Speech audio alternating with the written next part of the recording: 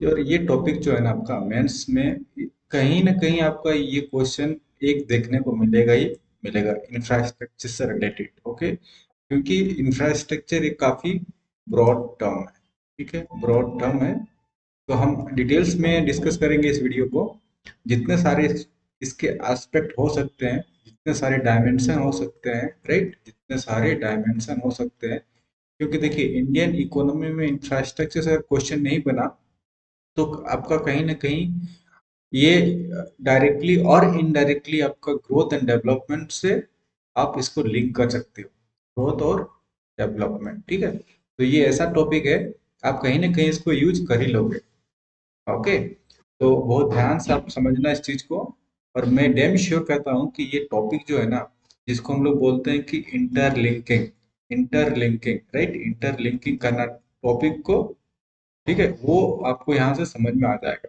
देखो आपने पढ़ा सब कुछ है, मैं कुछ नया नहीं बताने वाला हूँ, लेकिन आंसर को है ना, जो मल्टी डायमेंशन देते कैसे हैं आंसर को, क्या क्या मैंने बताया, मल्टी डायमेंशन। ठीक है, मल्टी डायमेंशन देते कैसे हैं, प्लस आपका जो गवर्नमेंट का इनिशिएटिव है, गवर्नमेंट का इनिशिएटिव, उसको कैसे एग्जाम मतलब एग्जाम्पल के तौर पे आप दे सकते हो।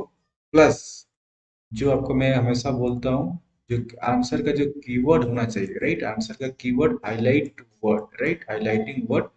क्योंकि देखो यार, मैं हमेशा बार बार एक ही चीज क्यों आपको बोलता हूँ कि answer writing is all about art. ठीक है, आर्ट, नॉलेज आपका सेकेंडरी पार्ट है। ठीक है, नॉलेज तो आपका चाहिए ही चाहिए, कि एन ओ WLEDG।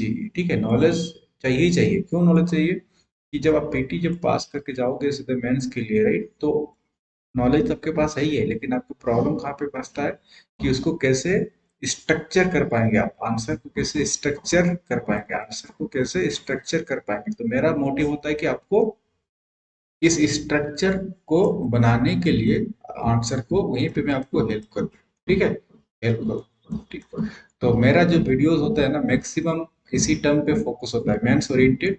और कहाँ पे आपको इनिशिएटिव मतलब जो होता है ना, खुद से इनिशिएटिव लेके जो इनोवेशन करना है, इनोवेटिव, इनोवेटिव खुद से जो आपको एक थोड़ा सा दिमाग लगा के इनोवेट अपना इनोवेटिव से, ठीक है, क्या करना है, एग्जामिनर को इम्प्रेस करना है।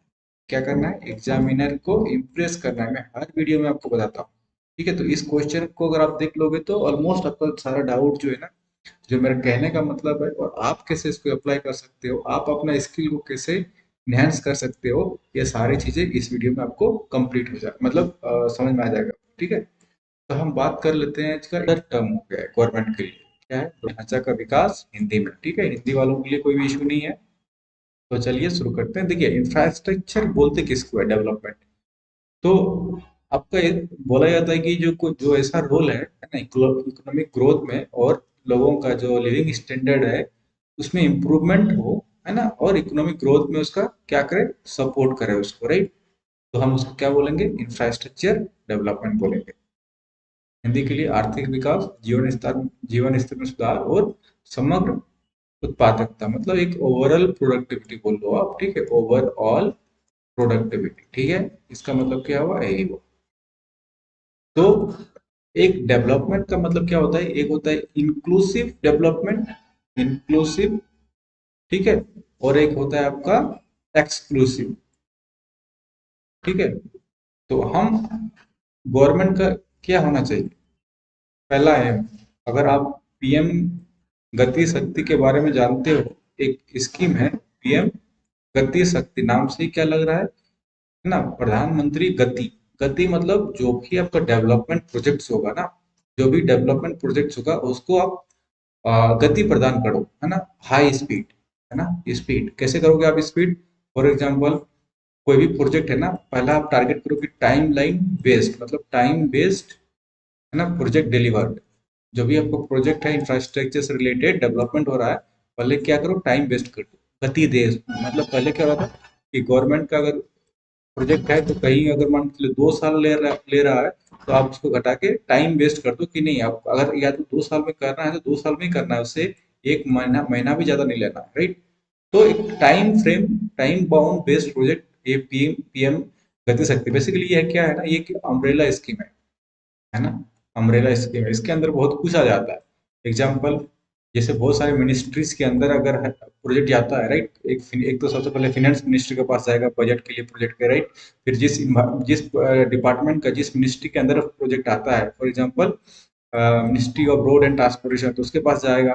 तो जितने भी इंटरमीडिएट मिनिस्ट्री का आपका कोऑर्डिनेशन होगा, राइट, कोऑर्डिनेशन, वो आपका क्या होगा, फास्ट होना चाहिए। सिमिलरली आपका अगर लैंड एक्विजिशन में इशू आ रहा है, कोई प्रोजेक्ट आप बनाएंगे, आप तो लैंड एक्विजिशन करेंगे ही करेंगे, है ना, जमीन का क्या अधिग्रहण करेंगे, लैंड एक्विजिशन। तो अगर वहां पे प्रॉब्लम आ रहा है, तो जो पीएम गति शक्ति है, सब जो मेजर मेजर जो इश्यू आती है जनरल, मतलब इसको एक आइडिया, मतलब एक फ्रेमवर्क है, मतलब अम्ब्रेला स्कीम इसलिए बोल रहे हैं कि जो फॉर एग्जांपल आपका जो डिजिटाइजेशन कर देना है, ठीक है, जितना भी प्रोजेक्ट का एलोकेशन होगा उसको क्या करना है, डिजिटलाइजेशन कर देना है, ताकि जो भी मॉनिटरिंग हो, है ना, फाइनेंसिंग हो, कुछ भी रिलेटेड हो, सब डिजिटल के माध्यम से होगा, राइट। फॉर एग्जांपल जीआईएस, है ना, जीआईएस, ग्लोबल इंफॉर्मेशन सिस्टम, या तो आप जीपीएस भी बोल लो, तो यहीं से आपका ट्रैक किया जाएगा। आगे मैं बताऊंगा, इसमें मैं एग्जांपल लिया हूँ इसका। कहने का मतलब है आज के डेट में हमारा जो इंफ्रास्ट्रक्चर का डेवलपमेंट है, वो बहुत चीज़ों पर निर्भर करता है, और पीएम गति शक्ति जो स्कीम है उसके चलते हमारा थोड़ा सा इम्प्रूवमेंट हुआ है प्रोजेक्ट को डिलीवर करने में। तो अब किस टाइप के प्रोजेक्ट होते हैं, इंफ्रास्ट्रक्चर में क्या क्या हो सकता है, हम डिटेल में डिस्कस करेंगे, right.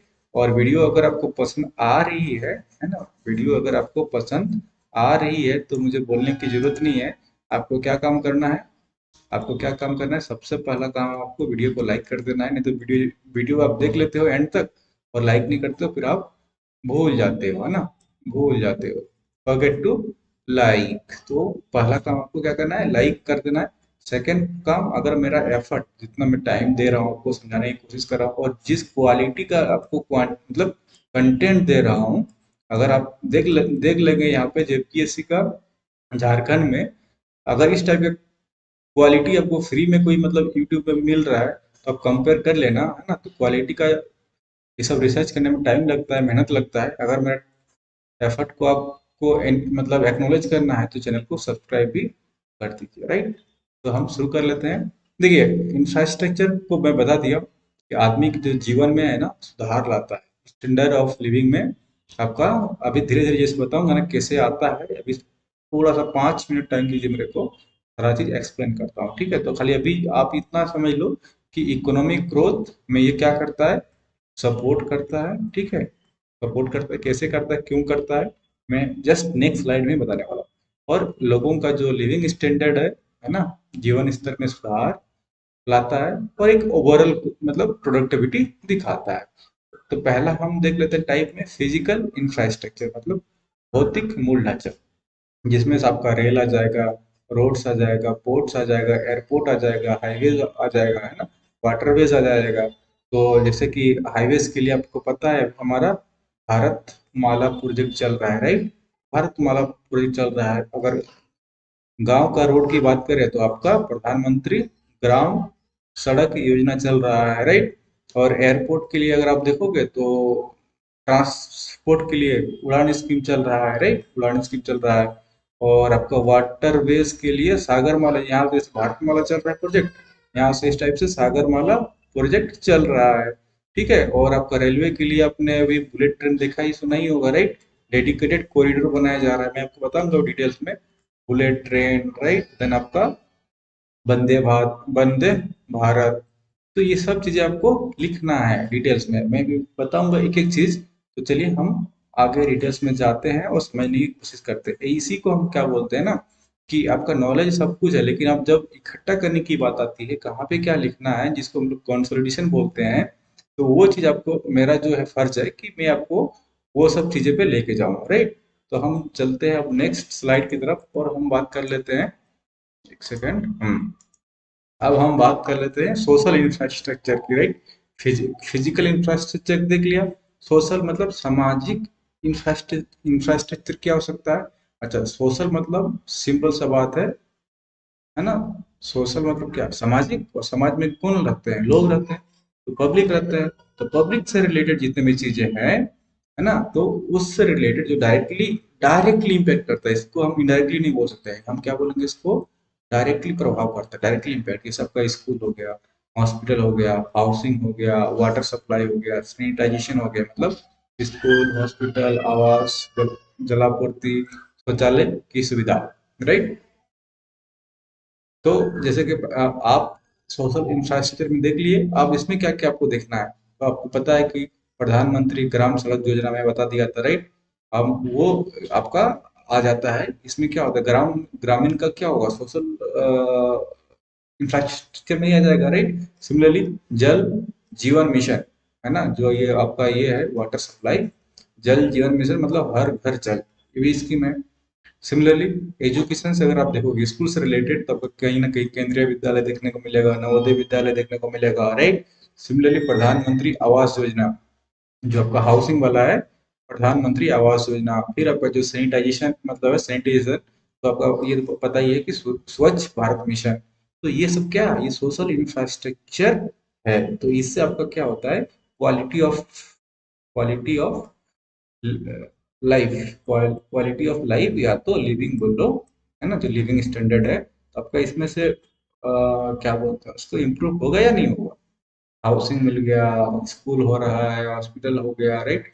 Hospital, water supply, sanitation, तो इससे क्या होगा, शौचालय की अगर सुविधा मिलता है, तो आपने अभी देखा ही होगा, ये काफी बड़े लेवल पे, मास लेवल पे गवर्नमेंट के द्वारा स्वच्छ भारत मिशन का स्कीम चलाया गया था, जिसको हम क्या बोलते हैं, ओपन डेफिकेशन, राइट। मतलब खुले में शौच से मुक्त कराना है, ओपन डेफिकेशन। तो ये सब हमारा क्या है, सोशल इंफ्रास्ट्रक्चर में आता है। जैसे आपका एग्जाम में अगर आता है, क्या बोलते हैं उसको, क्वेश्चन, तो आपको इस सारे डायमेंशन लिखने हैं, और गवर्नमेंट का किससे, मतलब जैसे फॉर एग्जांपल स्कूल से अगर रिलेटेड है सोशल इंफ्रास्ट्रक्चर, तो आपको केंद्रीय विद्यालय लिखना है, नवोदय विद्यालय लिखना है, ये सब देखिए आपको पता तो सब है, लेकिन क्या आप इस टाइप से लिख सकते थे क्या, नहीं लिख सकते थे, है ना।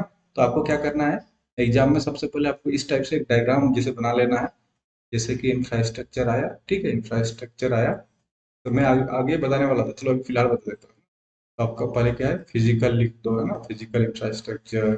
फिर आपका क्या आ गया, सोशल इंफ्रास्ट्रक्चर। ठीक है, आगे बताऊंगा अभी क्या है कि ये आपका ट्रांसपोर्ट का इंफ्रास्ट्रक्चर। फिर आपका क्या जाएगा, डिजिटल का डिजिटल इंफ्रास्ट्रक्चर। फिर आपका कम्युनिकेशन कम्युनिकेशन, है ना, इंफ्रास्ट्रक्चर बहुत अभी आएगा, इस टाइम में बताते जाऊंगा। तो फिर आपने ऐसा एक छतरी बना दिया, है ना, डायग्राम, फिर एक एक करके इसका एग्जाम्पल देते गए, ठीक है। फिर एक दो दो तीन लाइन का एक्सप्लेनेशन देते जाओ, तो इससे क्या होगा ना, कि उसको देख के ही समझ में आ जाएगा कि भाई देखो, आप अगर सिंपल पैराग्राफ टाइप से लिखते हो और इसमें लिखोगे, तो इसको देखने में ही समझ में आ जाएगा कि फिजिकल इंफ्रास्ट्रक्चर की बात कर रहा है, सोशल की बात कर रहा है, ट्रांसपोर्ट की बात कर रहा है, डिजिटल की बात कर रहा है। तो उसको ज्यादा अंदर एक एक लाइन पढ़ने की जरूरत ही नहीं है। मतलब अगर आपको भी कॉपी दे दिया जाए, तो दूसरे का कॉपी चेक करने के लिए, तो आप क्या करोगे, ऐसे नहीं करते ना। सिमिलरली आप उसकी भावनाओं को समझो, है ना। सबसे पहले क्या होता है ना, अगर मेंस में मैं क्या बताया आपको कि mains is a answer writing, art of answer writing, art of answer writing, ठीक है, कि आपका आंसर राइटिंग क्या है, कितना है। बेसिकली आप, जो एग्जामिनर जो चाह रहा है, ठीक है, एग्जामिनर जो चाह रहा है कि क्या क्या इसमें वर्ड आ सकता है, कीवर्ड आ सकता है, ठीक है, क्या क्या इसमें कीवर्ड आ सकता है। तो अगर आप उसका फीलिंग को समझ लिए ना, किस माइंडसेट से वो चेक करने वाला है, इसके मतलब आपके और एग्जामिनर के बीच में जो प्रोटोकॉल है ना, प्रोटोकॉल अगर बैठ गया, है ना, आप अगर इसको प्रोटोकॉल को समझ लिए, तो उस प्रोटोकॉल में आपका मार्क्स जो है ना, अच्छा मतलब सब, मतलब क्या होता है, दूसरे के कंपेयर में आपको एक दो नंबर ही तो लेना होता है, राइट, एक्स्ट्रा। तो वही चीज आपको करना है, ठीक। इतना चीज आपको समझ में आ गया होगा। अब हम आगे बढ़ते हैं।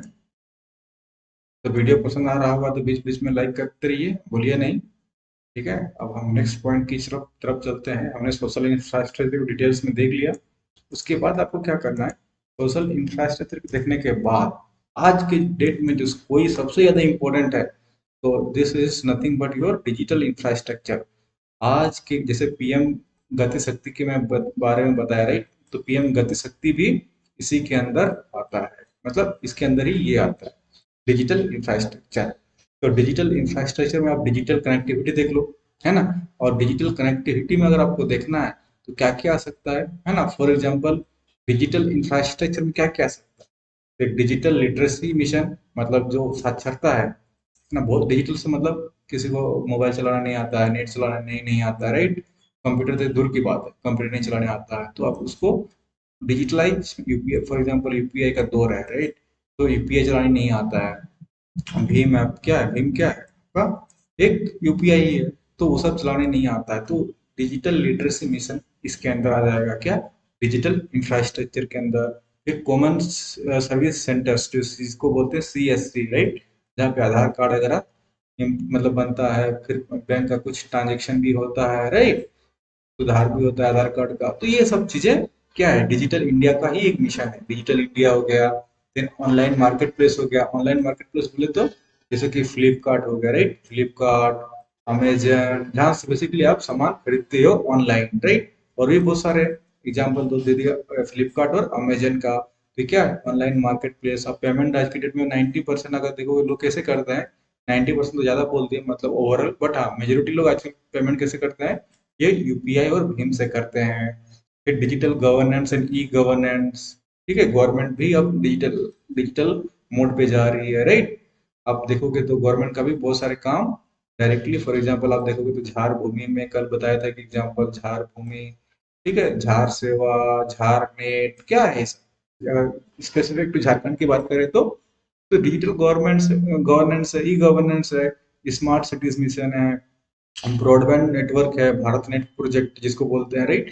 तो ये रूरल एरिया को, है ना, ऑप्टिकल फाइबर के माध्यम से क्या कर रहा है कि वहां पे ब्रॉडबैंड सर्विस प्रोवाइड करने की कोशिश किया जा रहा है। सिमिलरली डिजिटल कनेक्टिविटी है, तो ये सब आपको लिखना है। आपने मान के चलिए ओवरऑल आपने छतरी बनाया, किसका छतरी बना दिया, आपका इंफ्रास्ट्रक्चर से रिलेटेड। आपको क्या बताया, फिजिकल से यहाँ बना दिया, फिजिकल के लिए, सोशल के लिए यहाँ बना दिया, इसके बाद डिजिटल बना दिया। अब डिजिटल के अंदर भी देखो कितना पॉइंट आपके पास है ना। Broadband network, smart cities mission, digital governance, e governance. और डिजिटल गवर्नेंस का भी अगर एग्जांपल अंदर पे जाके देना चाहते हो तो भी दे सकते हो। UPI, Bhim, online market place, Flipkart, Amazon, digital India, common service centres, digital literacy, सब आपको लिखना है। अब डिजिटल के बाद अगर हम बात कर ले तो कौन सा इंफ्रास्ट्रक्चर बचता है, टेलीकॉम इंफ्रास्ट्रक्चर बचता है। तो जैसे कि आपका 5G हो गया, है ना, 4G हो गया, जनरेशन मोबाइल कनेक्टिविटी, राइट। इसका क्या होगा, लास्ट लास्ट माइल कनेक्टिविटी, मतलब जो एकदम आखिरी छोर का व्यक्ति है ना, उस पे उसके मतलब तक भी पहुंचा जा सकता है। फिर ऑप्टिकल फाइबर कनेक्टिविटी तो मैं आपको बता दिया। तो आपका मेंस जब आंसर में लिखोगे ना, तो ये सब पॉइंट के बिना आपका ये इंफ्रास्ट्रक्चर का जो टॉपिक का आंसर आएगा क्वेश्चन का, वो आपका अधूरा रह जाएगा, है ना। इस टाइप का आपको पूरा डिटेल्स में इलोबरेट करके एक एक टर्म को आपको देना है। ऐसा नहीं कि जनरली अगर आप अगर इतना नहीं सोचते तो इंफ्रास्ट्रक्चर सोचते तो क्या आप सोचते, आप सिर्फ फिजिकल वाला ही सोच पाते, राइट, फिजिकल वाला। आप कहाँ पे ज्यादा से ज्यादा कहाँ तो जाते, रोड पे जाते, रेल पे जाते, ठीक है, फिर आप ब्रिज में वगैरह जाते, राइट, यही सब जाते हैं। इसके अलावा इतना डायमेंशन बड़ा पर्सपेक्टिव तो सोच पाते क्या, है ना। बहुत लोग नहीं सोच पाते, है ना। तो इसलिए वीडियो को आप लाइक करते जाइए और चैनल को सब्सक्राइब करते जाइए। उसके बाद हम आगे की बात करते हैं। हमने अभी तक कितना देखा, कितना इंफ्रास्ट्रक्चर बताइए, कितना। मैं लिखता हूँ नहीं तो आप भूलते जाओगे।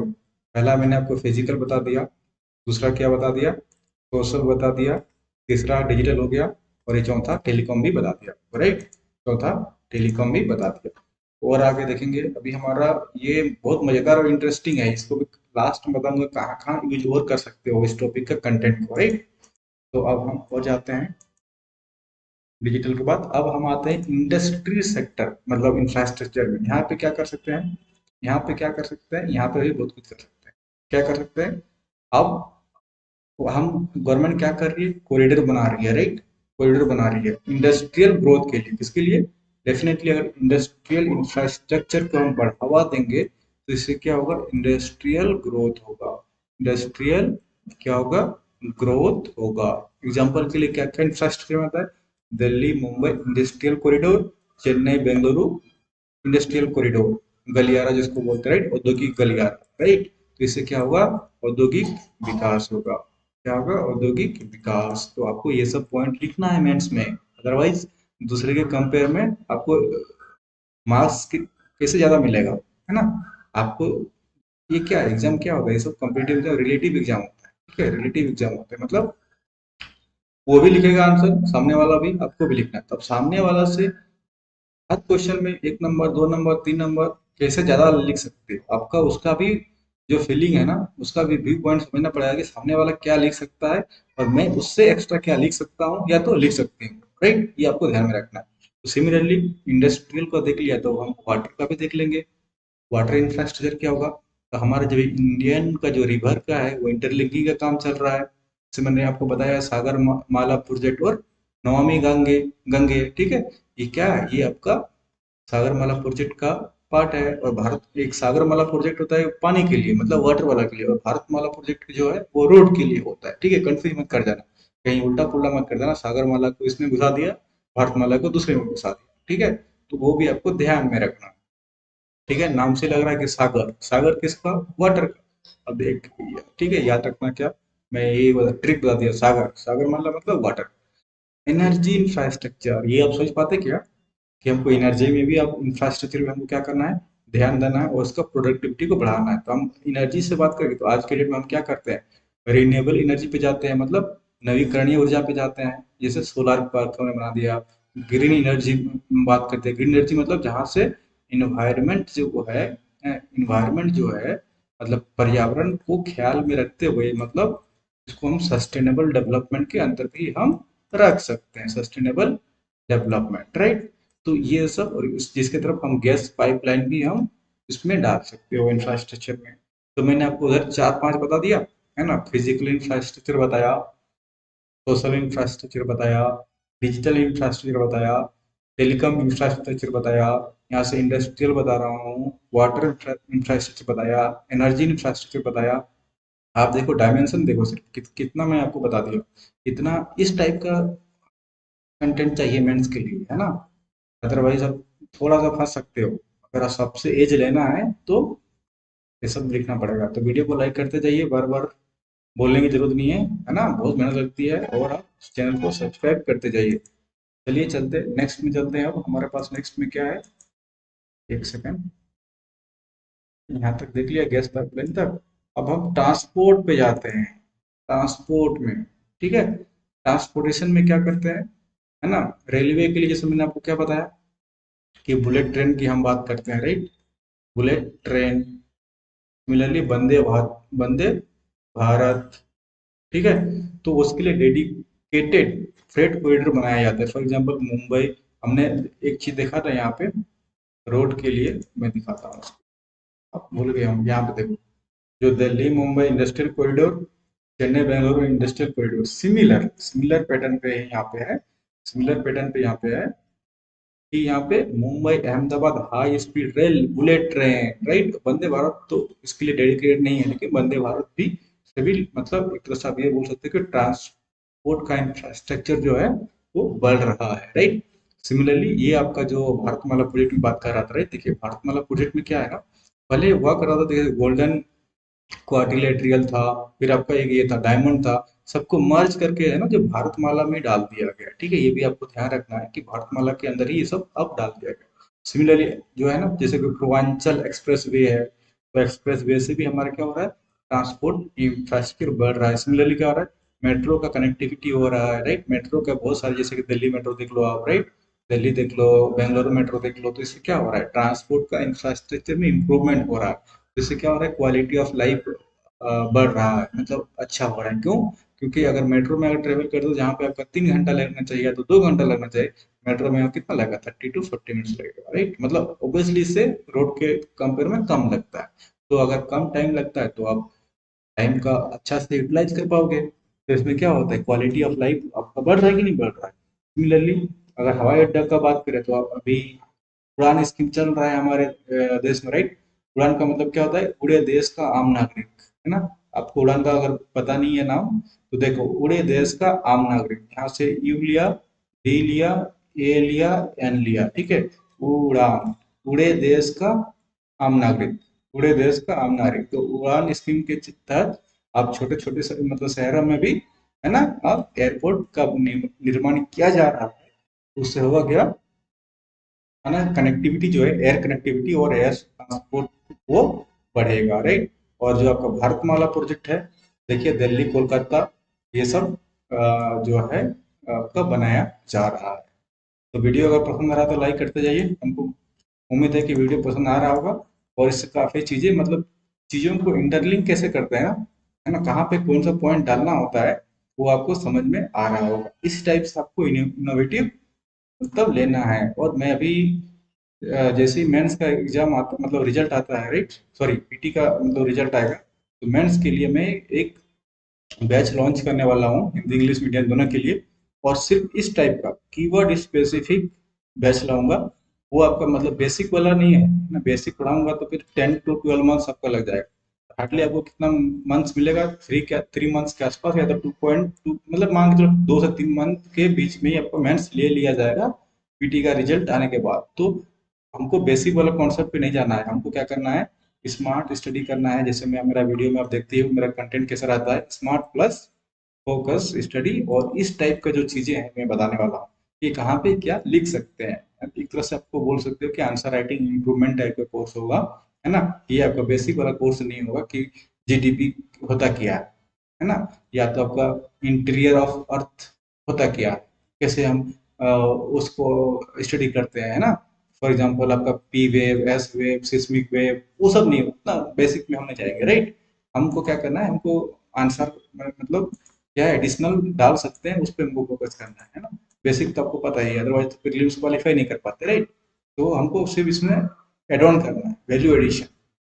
तो हम वो एग्जाम का रिजल्ट आने दीजिए पीटी का, उसके बाद हम डिस्कस करेंगे। अभी हमको क्या करना है, इतना आपने देख लिया, अब हम जाते हैं नेक्स्ट पॉइंट पे।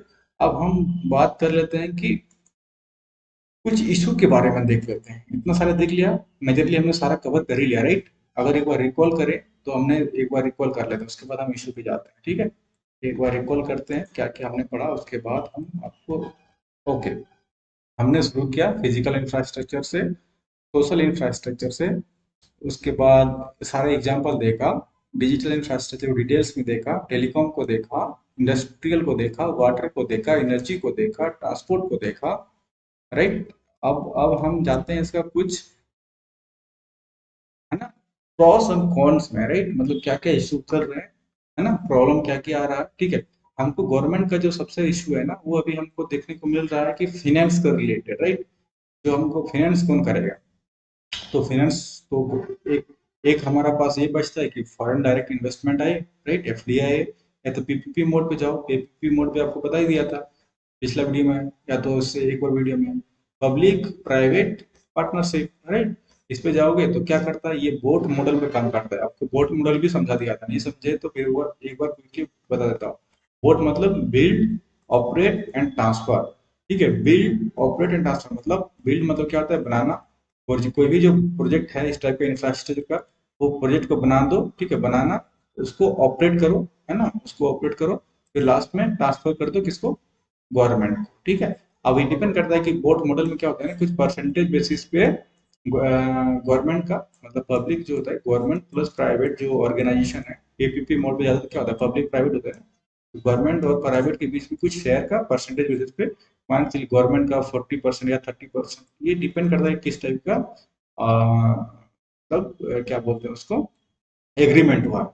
मान लीजिए गवर्नमेंट का 40% है और प्राइवेट का 60% है, तो जितना बनाने में, बिल्ड कराने में खर्चा होगा, तो ये गवर्नमेंट इतना इन्वेस्ट करेगा, प्राइवेट इतना करेगा।